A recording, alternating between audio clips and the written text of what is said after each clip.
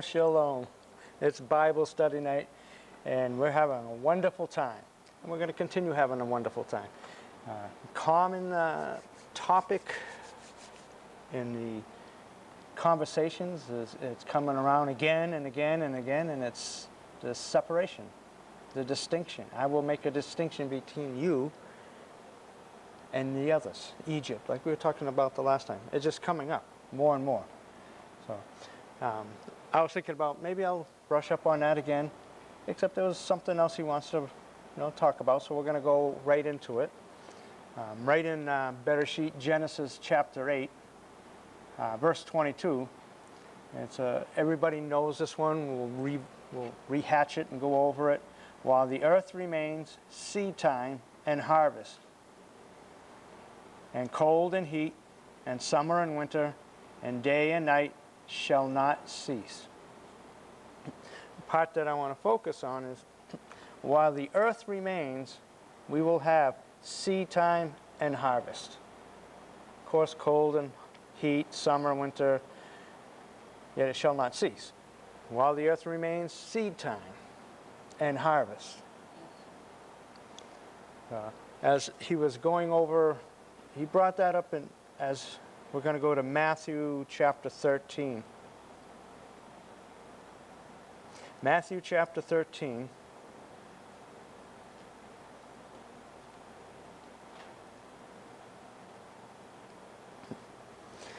It's interesting too, because here we are, we just came into the summer from the spring and planting season. Everybody does their planting in the springtime.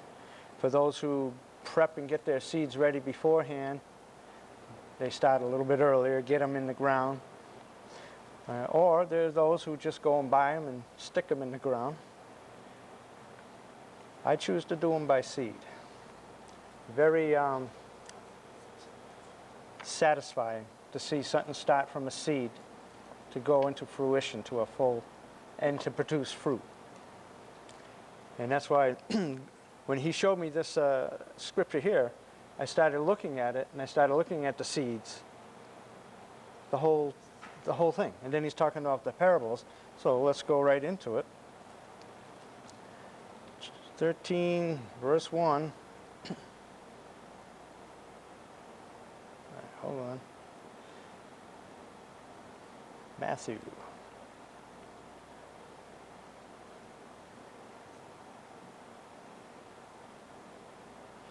(13:1). This is the day that Yeshua went out of the house and was sitting by the sea, and a large crowd gathered to him. He got into the boat and sat down, and the whole crowd was standing on the beach. And he spoke many things to them in parables, saying, Behold, the sower went out to sow, and he sowed some good seeds. Well, he sowed some seeds. Let me start over again. And he sowed some seeds, fell beside the road, and the birds came and ate them up. Others fell on the rocky places where they have not much soil, and immediately they sprang up, because they had no depth of soil. When the sun came up, they were scorched, because they had no root. They withered away. Others fell among the thorns, and the thorns came up and choked them out. And others fell on good soil and yielded a crop, some 100-fold, some 60, some 30. He who has ears, let him hear. Now, interesting, he says, let them hear. Those who have ears, let them hear. And of course, the disciples said, why do you speak in parables? Yeshua answered them and said, to you has been granted to know the mysteries of the kingdom of heaven. Boom, underline right there, because that's what the parables are for. Yet to them it has not been granted. For whoever has, to him more shall be given, and he will have an abundance. Yet whoever does not have, even what he has shall be taken away from him. Therefore, I speak to them in parables, because while seeing, they do not see. While hearing, they do not hear. Nor do they understand. In their case, the prophecy of Isaiah is being fulfilled, which says, this is one of my favorite ones I like to repeat because it's so awesome. You will keep on hearing, because I say the opposite. For them, they say, you will keep on hearing, yet you will not understand. You will keep seeing, yet you will not perceive. For the heart of this people has become dull. With their ears, they scarcely hear.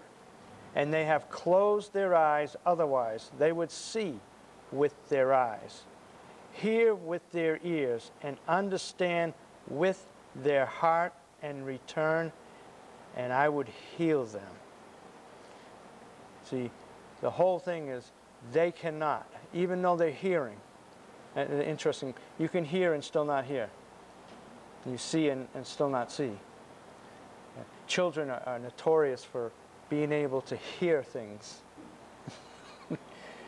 and not hear things, which is a good example too. It says, yet blessed are your eyes because they see. Now he's talking to those that are right out there. They're all standing there and listening to him. And he says, blessed are your eyes because they see, and your ears because they hear. For truly I say to you that many prophets and righteous men desire to see what you see and did not see, and to hear what you hear and did not hear it. And if that was so back then, it's so today. So then he explains the parable of the sower. He says, when anyone hears the word of the kingdom, boom, and does not understand it, the evil one comes and snatches away what has been sown in his heart. So they are already established where the soil is. This is the one whom seed was sown beside the road, the one whom the seed was sown on the rocky places. This is the man who hears the word and immediately receives it with joy, yet he has no firm root in himself. Yet it is only temporary, and everything is temporary. Yet it is only temporary, and when affliction or persecution arises because of the word, immediately he falls away. Or another one that says, it is caused to stumble. And the one whose seed was sown among the thorns, this is the man who hears the word, and the worry of the world and the deceitfulness of wealth choke the word, and it becomes unfruitful. And the one on whom the seed was sown on the good soil, this is the man who hears the word and understands it, who indeed bears fruit and bring forth some 100, some 60, some 30. And then he goes to the next parable. So now he talks about the seeds, the different types of the soils, and then who they are. And then in the midst, right after that, he talks about tares being sown among the wheat.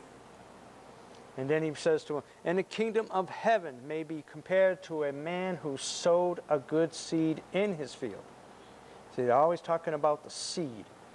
Yet while his men were asleep, his enemy came and sowed tares among the wheat and went away.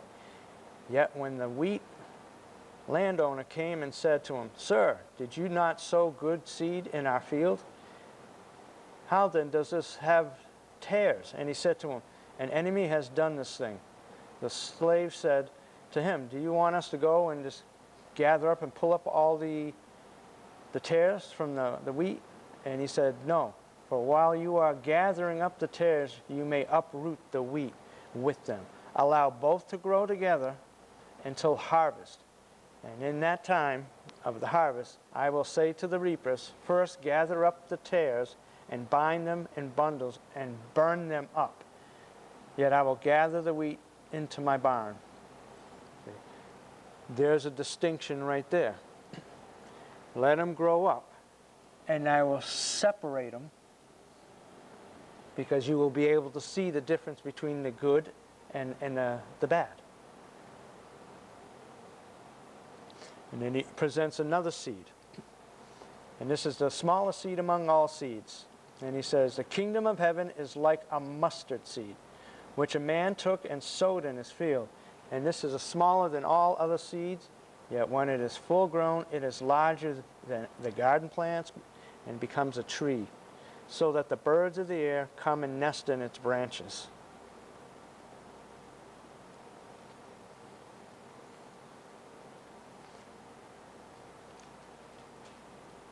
And he talks about the leaven. I'm going to go, the tares explain, he goes in a little more.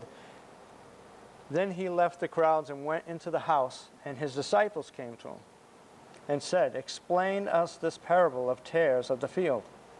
And he said, "The one who sows the good seed is the Son of Man.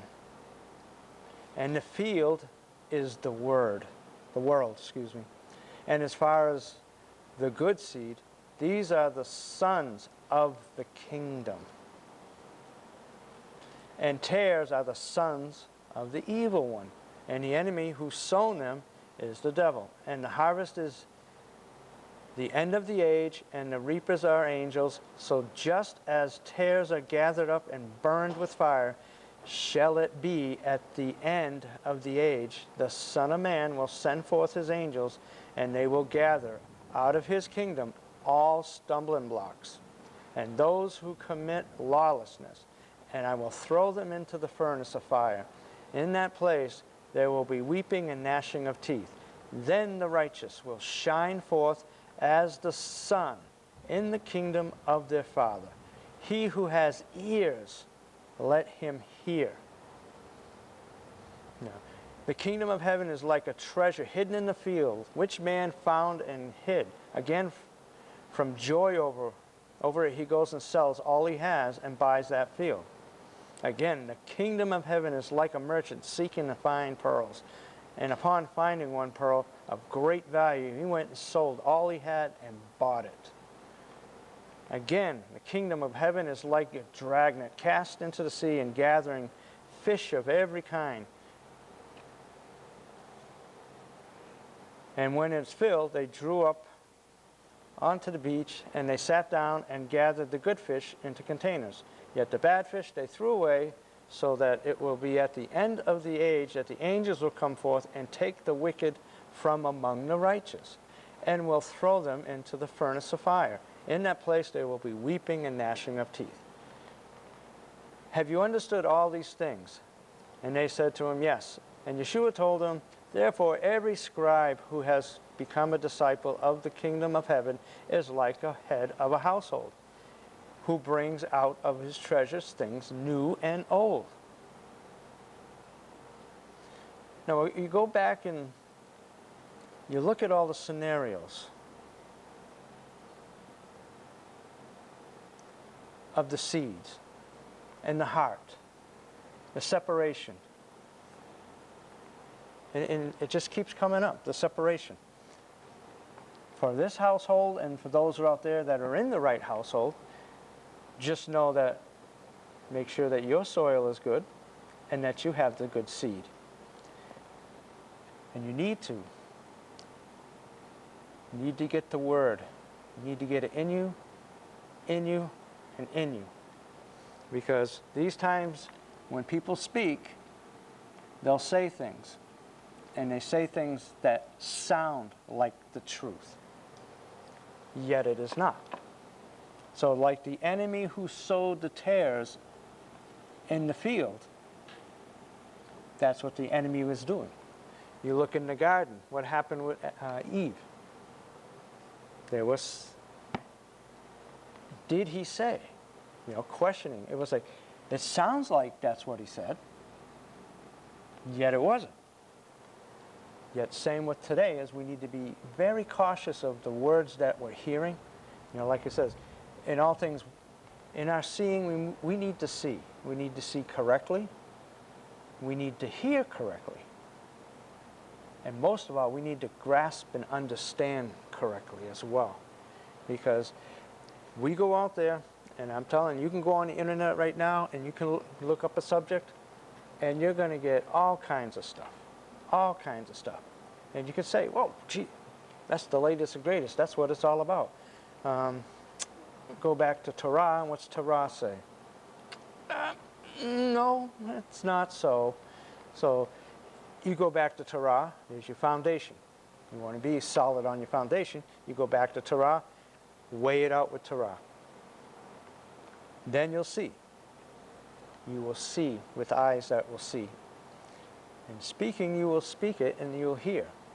I'm amazed at with with work how people are seeing things so different. What they see things in the world and they're saying, that's God, that's God. I say, well, those are signs of the end of the age, maybe. Yet, let's focus on what he's focusing on, because there's a lot of distraction. Eve was deceived. She was distracted from the goal. That was never the goal for her, or for Adam. It was never. And even with you look at the parable of the seeds, and you look at the promise of the seed has got a promise. It will always produce. So depending on where that seed is, depends on what it's going to produce. If it's in the right soil, it's going to produce the right crop with plenty of harvest, plenty. Yet if it's not, it's going to be consumed, withered away. Like I said, no depth, so it can't stand on its own. I don't know if you ever see, you plant a plant and you only planted it so far in. And a good example is a tomato plant. If you don't plant it deep enough and it's up down a height, it tends to get all rooty at the top part and gets not a lot of stability. You got to dig and drop it in a little bit lower so it has that stability. A lot of plants are like that. We are the same. If we don't get buried, take our roots and bury them deep in the Word, we're going to be like that. You know? And if your roots are exposed to the sun, they're going to get scorched. And they're going to cause some damage. You don't need that. And when it comes to the understanding of the Word, it's getting the understanding from Torah. It's all about Torah. I could say Selah. It's all about Torah. Because when Yeshua was teaching, what did he always bring up? He brought up Torah, and he would always bring up the prophets. Because the prophets are spoken it. This is what the Word says. Selah. Yet in all of that, he always was the Word. He never said, oh, this is the latest and greatest teaching, I'm going to throw that out there. No, he went right with the Word. And then, what did he do? He demonstrated it. That's the difference. He demonstrated it. So, here they are with him by the shore, and he's doing all kinds of stuff, talking the Word, teaching them in parables, and they're picking up on it, and then signs and wonders follow. So if you're rooted correctly, signs and wonders will start following. The scriptures say so. And these signs will follow. He was a perfect example of that because what he did was Torah, and the signs followed him. And what was his message? The kingdom of God, the kingdom of heaven, and the kingdom of God is here and now. Meaning that what you believe is there is here, operating right now. You can take that and apply it right here. Well, it's always been that way. Because if you look through the whole, the Torah and the prophets and everything, they've always operated in that way. They just didn't understand it. So it's like, you look in the back, it's like, let's say a good example. You know, David was told what to do. He did it. He knew the scriptures. So when he did it, what happened? He defeated the enemy. Abundance of harvest. Stuff coming in all over the place. He always had more than enough. Every need was met. And then when he did not, what happened? He missed the mark. And the scriptures always reveal the highs and the low points of everybody for a reason. Not to focus on the hard part, the low parts, because everybody seems to focus on everybody's faults more than they focus on the good of the individual. I remember I shared about that sign I'd see across the tree there. Everybody remembers your faults and they never remember your good. And I pondered on that, and I'm like, that is true. You go to work, you just sit there and listen to everybody's conversation. Not for too long, because you commandeer it after a while. And what is the conversations? It's always about negative Sally, negative Joe, negative this, negative that, negative, negative, negative. And I was like, well, didn't Joe do this? And that was good. Well, Joe did that, though. I was like, why not see the good? Where's the good? If you focused on the good, what would happen? You would probably have more positive things happening at work. You know, firm believer, if you sow the good word into work, it's going to flow. You know, that's why I like having the conversations. I got a couple of gentlemen we have conversations with. I actually have another girl who's having a conversation too, and she's on this part of it, yet she's learning. Everybody's learning, and they're on different levels, and it's amazing how their whole thing is, I don't like the negativity. It says, and I'm not going to focus on it. I'm going to talk more positive than I'm not getting into that. And each one that's like that is different. Because when you talk to them, they're chipper, they're happy, because they're not caught up in the negativity of the atmosphere. You got to take control of that atmosphere. You know? People got to know. I had to point out there's things happening where I'm at, and there's dynamics that are going on that people don't understand. You know, there is darkness, and there is light. There is a separation between the two. I go to work, I can see it. It's clear. Yet others couldn't see it, so I pointed it out. Not to badmouth anybody, I pointed out people are involved in things, and because they're involved in these things, they attract darkness. Because of that darkness, it's bringing all of that into here, and everybody's getting consumed by it, except for a few people. It says, and then they come back to me and then said, you're absolutely right, I see it now. I absolutely can see it. I'm like, I said, you should have saw it earlier, yet I'm glad you see it now. And it's like, why couldn't you see it earlier is where you need to search yourself. Not to say, oh, I missed the mark. It's like, no, why did you miss it? And then correct it and move on. Because if you miss that, then what else can you miss? It's like, we won't miss it. We're going to see it and we're going to catch it. And we're going to hang out with those who see it, hear it, and understand it, and we're going to catch it, you know. Pastor Shad, he's had some visions that he shares about, you know, and with his visions that he shared about some of the things that are going to be happening in these days, I bear witness with it because I was shown some of the same things at different times. And so I'm always listening to what he has to say about these end times because he's got some insight. Sometimes he gets fired up too. And that's a good thing, Pastor Shad. And we always should be listening for those key words that he's trying to speak to us in these times and these seasons that we're in. You know, we have season coming up. It's going to be an excellent one. There's a lot of things to explore and be part of. And you know, at work, I'm telling them, get involved into the festivals. He reveals himself through the festivals every time, every time. You know. And in the midst of all those, every year, it's an ascendancy. You're going up. You're cycling up. And you're cycling up. I mean, we can go over and talk about the stories, the things that had happened in all the festivals, and they are encouraging.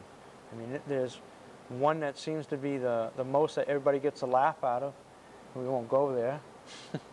Yet, every year it should be enlightening us to a point where we're like, I changed. I'm not like this last year. I'm different this year. I'm moving on. There's something about where I'm at and where I'm going. I'm not in this same rut no more. I'm moving forward. I can see things. I go places. I see things. Go in the store. What do you see? Hide around the corner. I don't want to deal with that person. This one's got child that's going bonkers and you have the word for them, yet scoot down the other aisle and not deal with it? No, you go down that aisle. You be sensitive to what the Holy One's showing you. If He tells you to do something, you do it. And say, when He told Smith Wigglesworth to throw that dead body in the corner and declare that it was alive, it didn't happen the first time. Did it again, then it happened. Yep. If you were there, would that have changed the way you see things? And I'm being honest, because not all times when you see a miracle does it change your life. It should do something to you, because it's not in the natural form, so to speak. It's a supernatural, the super on the natural. Yet it should do something. It should shake you into, that's supposed to be following me. That's supposed to be following me. Signs and wonders are supposed to be following me. So, is that somebody in a wheelchair? Signs and wonders are supposed to be following me. I'm heading in that direction, yet I'm listening. I'm listening. You better be listening, because you throw somebody against a wall and you didn't listen. That's not pretty.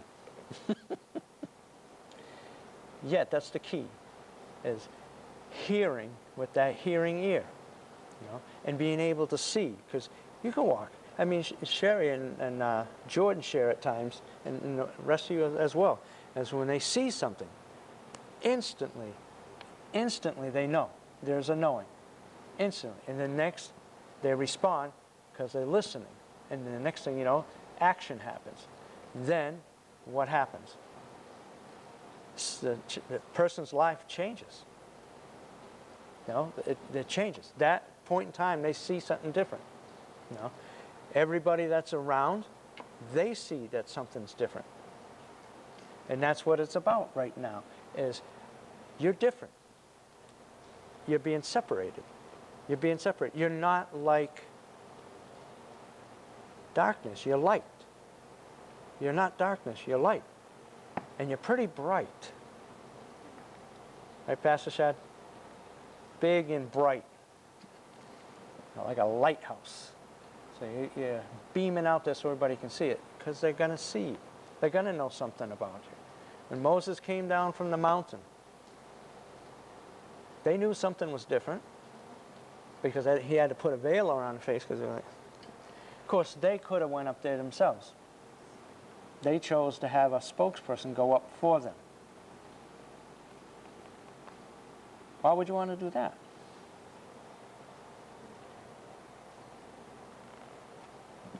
Not for sure.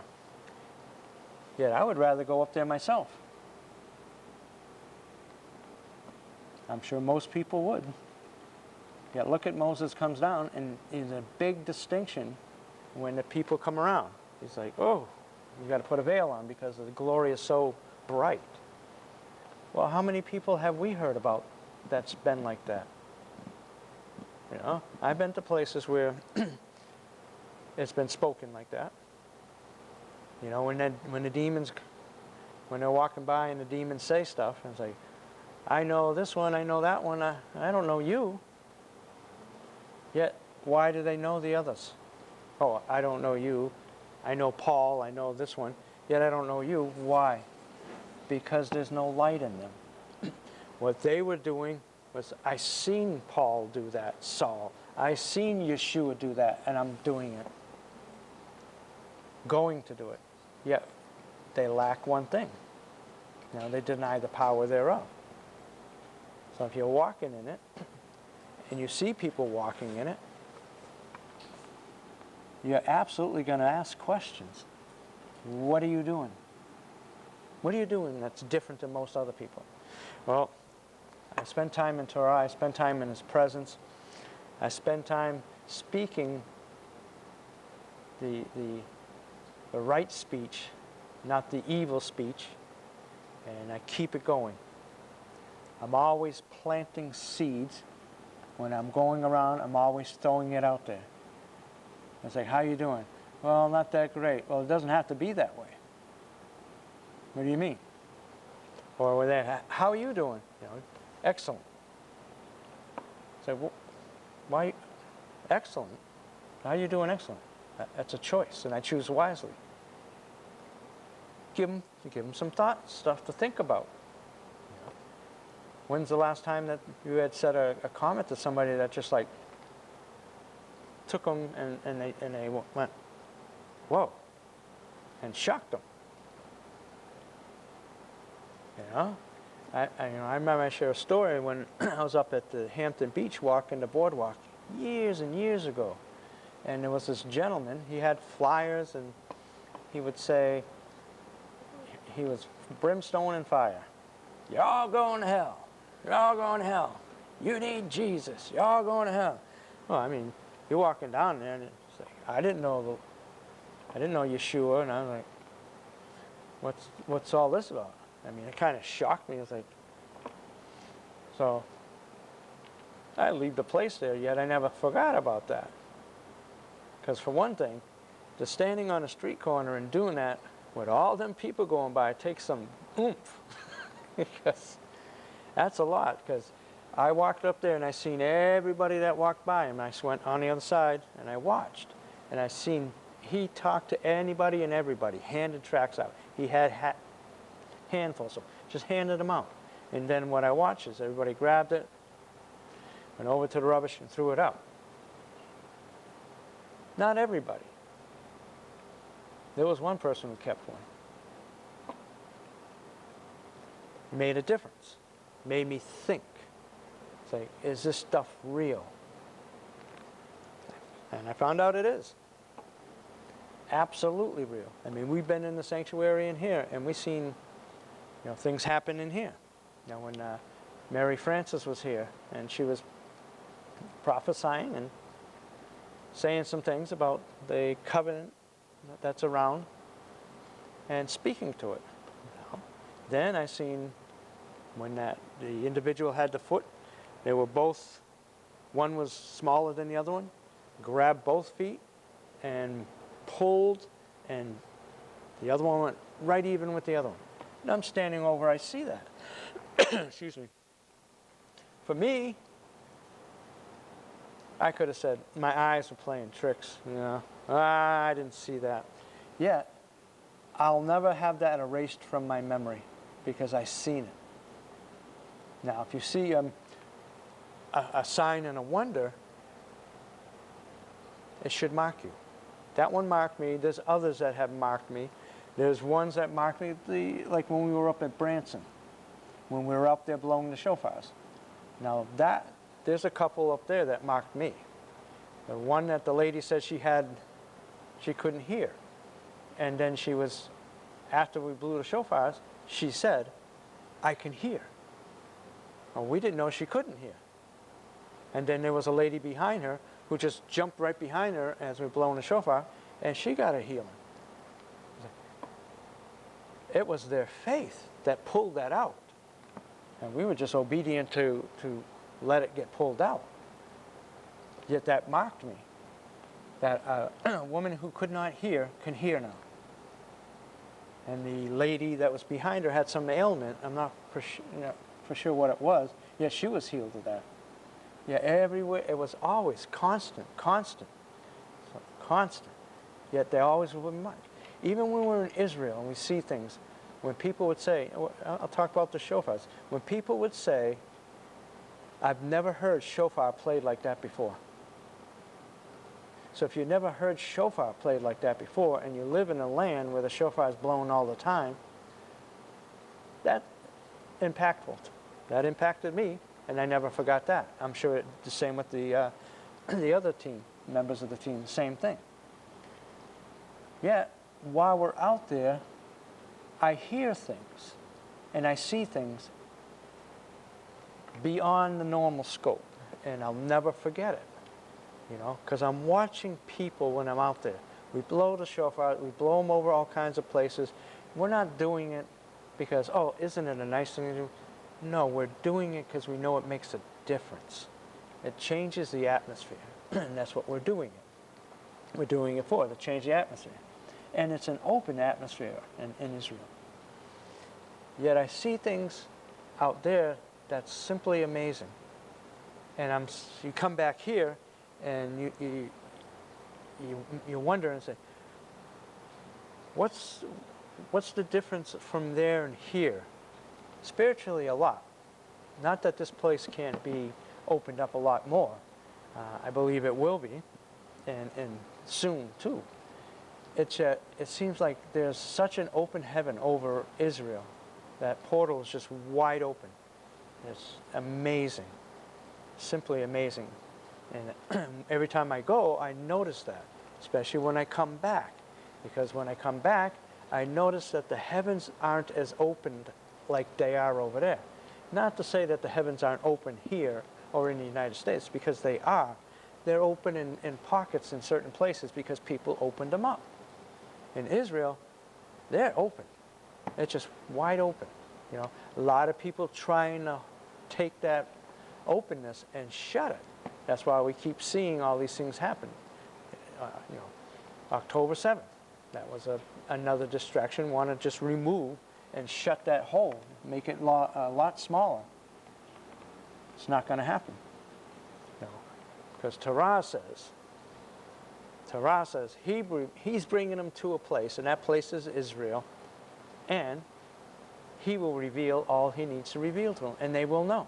He's going to write it on their hearts, and they will know it. They will know it. Just like we do. And I'm looking forward to that day, because it's going to be amazing. Yeah. So when we get to I just got off on a little thing. That's okay, because it seems that when we see signs and wonders and see things happen, they should impact us and encourage us to go even higher and stronger, and building each other up in it. I say, did you see that? Did you see that? Yes, I saw that. Confirmation. Absolutely. I saw both feet and one move to the same as the other one. I did. I saw it. Did you see it? If not, then I saw it, and you can believe me. Yet I wasn't the only one. There was others who saw it. So I was like, and I'm sure, because she's been in a lot of other places, that's not the only sign and wonder that's happened. You know? We've been in places when she would go into serious prayer, you know, declaring and decreeing, and you just get caught right up into it, and you get into it. I remember Dad saying one time that she does something when she says, Abba, Father. And he says, it just grabbed me and I went. Took me to a place I've never been, to a depth I've never been before. And that speaks volumes right there. Highly respect that. He said that, you know, because that's amazing that somebody would say that. Because most people won't say something like, well, that jerked a little slack out of me, or that really moved me to a higher position in my relationship. We don't hear that. Not too often. It's like, I was encouraged by that, and that changed me. I know that when she goes into those prayers, that, boom, you go. You don't think about nothing. You just go, you know what you need to do, and you just go. You give your supply, and you do it. The sad thing is, at a point in time, she's moving to an area where she needs to be more into that, and teaching and stuff like that, where people are pulling in the opposite direction for personal prophecy. So, and that's what happens, is then you vent towards that personal prophecy, and then you skip out of the battle that you were going to get. Not to say, because I remember we went and did one time, really, it got hot and heavy in the prayer, and then afterwards, healing. People with healing. She started right afterwards. I see somebody with this, and if that's you, receive your healing. I see somebody with this, and right after, boom, boom, boom, boom, one right after another. So I was like, see, people, Go where you need to go. That'll be taken care of afterwards. Don't pull it this way. Pull it towards where it needs to go. And that's even when we're here. It's like we have guest speakers, or if we're the ladies are up there, or even moms up there. Pull on that. Don't get sidetracked, and don't try to pull on something else. Pull on what the key words are for the day, and pull it out. 100%. Yank, drag, get it all. Absolutely. Absolutely. So, on that note, in your hearing, make sure you hear correctly. In your seeing, make sure you see correctly. And in your understanding, understand correctly. It's more than just your normal seeing, hearing, and speaking and understanding. It's a knowing in all the areas. Hope everybody grabbed something from tonight. I know you did. And so, till the next time, shalom, shalom.